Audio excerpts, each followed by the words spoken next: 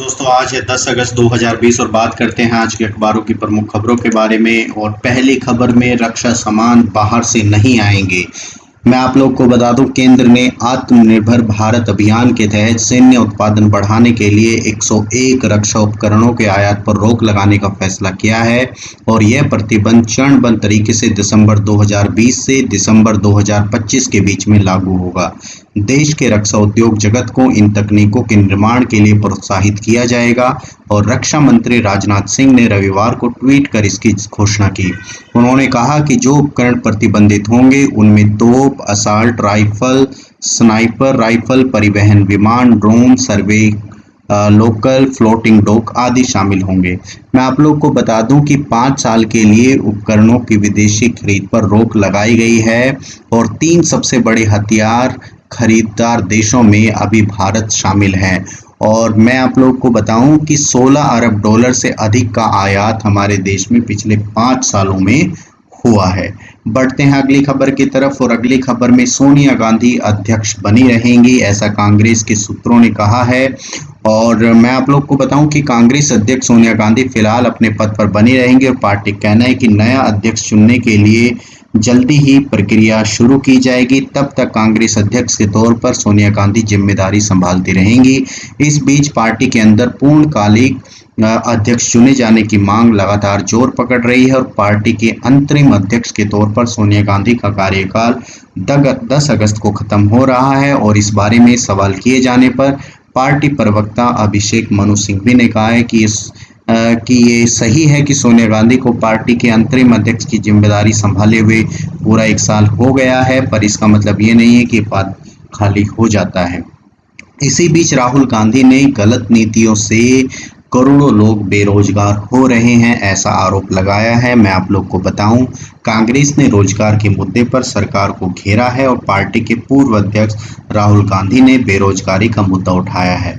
उन्होंने युवा कांग्रेस की रोजगार 2 मुहिम का समर्थन किया है। और युवा कांग्रेस ने अपने स्थापना दिवस 9 अगस्त से ये मुहिम शुरू की है। बढ़ते हैं अगली खबर की तरफ। और अगली खबर में न्यूजीलैंड में 100 दिन से कोई भी कोरोना का केस नहीं आया है। मैं आप लोग को बताऊं कि जहां दुनिया एक और कोरोना के बढ़ते मामलों से परेशान है, वहीं न्यूजीलैंड के कोरोना मुक्त होने के 100 दिन पूरे हो गए हैं। और इस दौरान वहां कोरोना का कोई नया मामला सामने नहीं आया है। और 50 लाख से अधिक आबादी वाले न्यूजीलैंड का नज़ारा ही अलग है।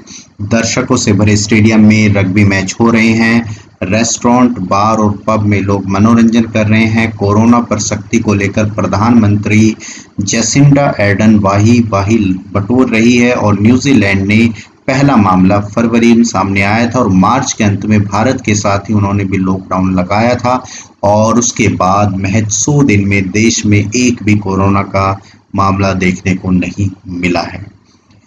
बढ़ते हैं अगली खबर की तरफ। और अगली खबर में विश्व में संक्रमितों की संख्या 2 करोड़ पहुंच गई है, 2 करोड़ से ज्यादा हो गई है। मैं आप लोग को बताऊं कि वैश्विक महामारी कोरोना लगातार बढ़ती जा रही है। और वैश्विक स्तर पर कोरोना संक्रमण के कुल मामलों की संख्या रविवार को 2 करोड़ के करीब पहुंच गई। दुनिया भर में कोरोना संक्रमण के मामलों की निगरानी करने वाली वेबसाइट वर्ल्डोमीटर के अनुसार वैश्विक स्तर पर पिछले 24 घंटे में करीब 3 लाख नए मामले सामने आने के साथ ही रविवार को संक्रमण की कुल मामलों की संख्या 1.99 करोड़ पर पहुंच गई है। वहीं 5,612 लोगों ने दम तोड़ा है। बढ़ते हैं अगली खबर की तरफ। और अगली खबर में आईपीएल के बाद अब घरेलू सत्र शुरू करने की तैयारी बीसीसीआई कर चुका है। कोरोना वायरस महामारी के कारण यदि देश में स्थितियां और ज्यादा ना बिगड़ी तो बीसीसीआई घरेलू सत्र की शुरुआत नवंबर से कर सकता है। एनसीए प्रमुख और धुरंधर बल्लेबाज राहुल द्रविड़ की अगुवाई में एक समिति ने घरेलू क्रिकेट के नए सत्र का कार्यक्रम तैयार किया है। और इस योजना को उन्होंने बीसीसीआई को सौंप दिया है। बीसीसीआई इसकी फिलहाल कोरोना संक्रमण को देखते हुए पूरे एहतियात और सुरक्षा उपकरणों के साथ घरेलू सत्र शुरू करने का ऐलान कर दिया गया है। और बीसीसीआई मानता है कि नवंबर से कोरोना महामारी से उपजी स्थिति सामान्य होनी चाहिए, तभी आईपीएल के बाद घरेलू सत्र शुरू किया जा सकता है। तो ये थी आज की कुछ खबरें। अगर आपको ये पसंद आई हैं तो इसे लाइक करें, शेयर करें, सब्सक्राइब करें। Thank you.